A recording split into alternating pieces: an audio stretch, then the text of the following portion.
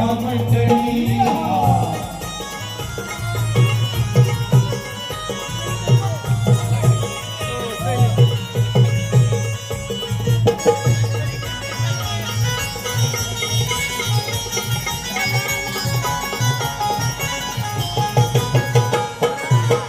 या जगातील एक आदर्श माता, राष्ट्रमाता, तुमची आमची आई जिजाऊ यांनी काय केलं तर बालपणी छत्रपती शिवाजी महाराजांच्या हृदयामध्ये स्वराज्याचं स्वप्न कोरलं.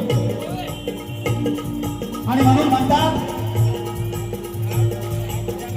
की आई जर जिजाऊ सारखी असेल तर छत्रपती शिवाजी महाराज नक्कीच घडतात.